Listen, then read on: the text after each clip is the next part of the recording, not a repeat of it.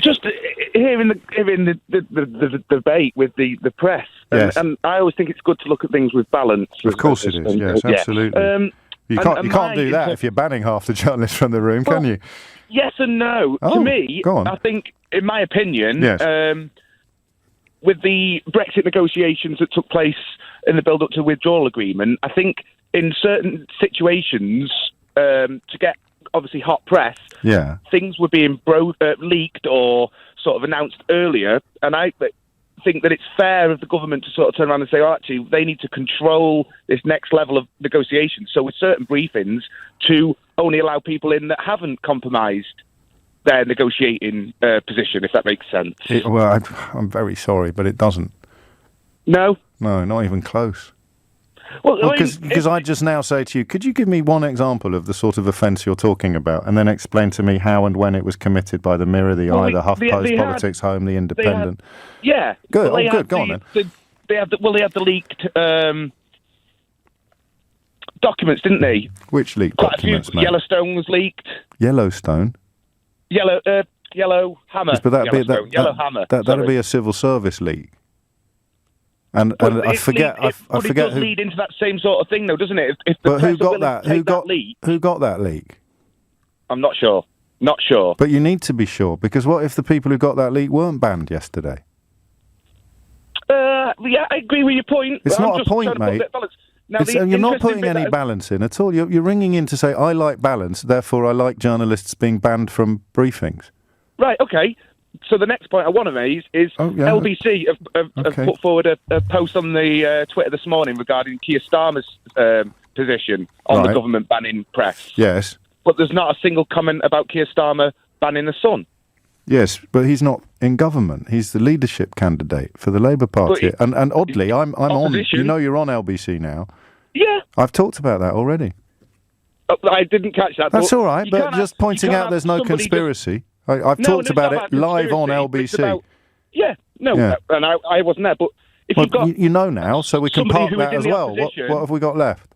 Well, if you've got someone in the opposition and he's getting loads of applause for saying that he's not going to discuss something with a Sun newspaper. Yes, but he's not excluding the Sun from government briefings, Mike. You're comparing apples with oranges. He is excluding them from his briefings on his leadership campaign. Yes, but exactly, you've just agreed with me. He is not in government, and therefore he couldn't possibly exclude a member of the media from a government press briefing. If Keir Starmer intends... No, mate, it's not the same. So you think it's okay to... If you're not in government but you're in opposition, as he may well be the leader of the opposition, absolutely, you can do whatever you want. You can do. I mean, Jeremy Corbyn didn't talk to me for 4 or 5 years. It wasn't evidence of him trying to silence or censor the press. It was just him being a bit cowardly. Keir Starmer's objections to the Sun will go back to their coverage of the Hillsborough disaster, which an awful lot of people, regardless of their politics, recall as being utterly repellent. The city of Liverpool doesn't sell the Sun. It doesn't mean they're censors. It means that they're sensible. So I appreciate there's almost certainly a chat room somewhere or some clever fella in the corner of the room making the point about Keir Starmer, but it's utterly, utterly bogus, Mike. And I guess that's how you can end up, and I say this with love, thinking you're ringing up a radio station to provide balance while defending the idea that a government gets to pick and choose which journalists cover the government. Or their briefings. No, but the Downing Street press briefings are the point of contact between the media and the government of these islands. Keir Starmer is not in government. So if he was in government and said the Sun, would that be justified? No, that would be bang out of order. Do you think Alistair Campbell liked having Murdoch's press and the Mail at Tony Blair's Downing Street briefings? No. Did he ban any of them? Well, I'm not sure. I am. You're not aware of any. No, I am sure. Fair enough. All right. Yeah. Just out of interest, do you go away now and make the points I've made to you, or do you just sort of park for half an hour and then carry on making the points? And this is going to sound rude, but I'm short of time.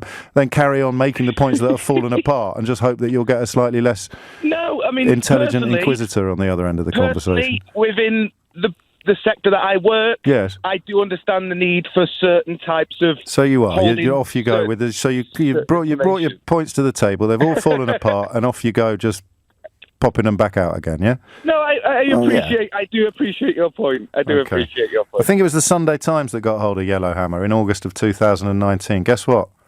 Go on. They weren't excluded yesterday. No, it was just a point, though, wasn't it, about things being leaked? There was obviously a reason. No, it was the point. It was the only point you had. So I mean, why are you still talking, mate? Well, the point is that he's banning people for a reason, and it's not. No, but it wasn't. We've just established that was not the reason anyone was banned. Mate, take it easy, seriously, but please, just try to learn from evidence that's put in front of you. Otherwise, it's going to be even easier than they currently think it is.